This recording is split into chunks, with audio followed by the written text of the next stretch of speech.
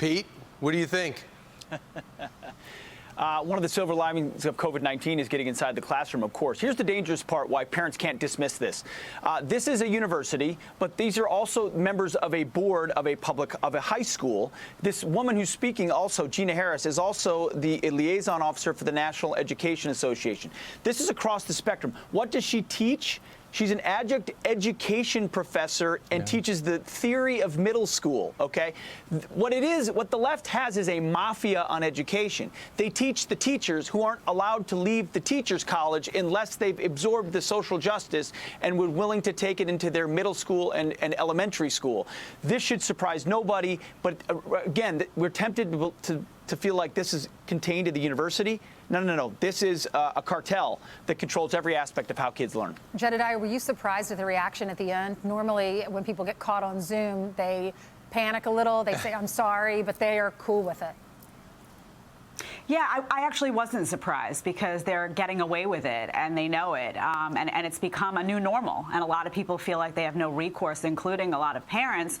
Remember, not only did this start, we used to talk about this in college. And Pete's right. Now this is an elementary school and a middle school problem. We also used to talk about it largely when it came to the public school system. Now this is embedded in private schools. This is embedded in Catholic schools as well in some instances. So parents are feeling like they have nowhere to go. If you're wealthy enough and you have the money, maybe you can start a homeschool pod. Maybe you can do. Not everyone can do that. Parents need to work in many cases to put food on the table for their families. I'll also bring up just quickly, Ainsley, this is not just about content. This is also about the way teachers approach students. There was a video that came out. I saw it on Twitter yesterday. I don't know when it originated, but it was recent, from a school, a university in California, Cypress, I believe it was called, Cypress College. People should watch that exchange. I don't know if you covered it today, but there is a confrontational approach. So we need to deal with this as something that is in every grade level, something that is in every type of school, and now something that is beyond just the content of the material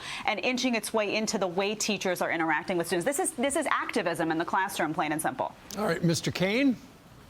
Well, one more thing I would say that is eye-opening, a revelation, if not surprising. Yes, it's in every school, private and public. Yes, it's at every grade level. But let's not overlook the fact these were classes in public budgets, classes in fiscal policy. There's no subject matter that is safe from social justice and systemic, what should we call this? Chris Rufo, who's great on this, is starting to call this state-sponsored racism. This is what's making its way into mathematics. It's in every subject. And I don't know at this point if that should be surprising, but everyone at home should know that. It should be eye-opening. Wow, math and social justice. You know what's eye-opening for Pete is when we tell him the guest list, because he usually has no idea. But here's who's coming up, Jedediah, as you know, on your show.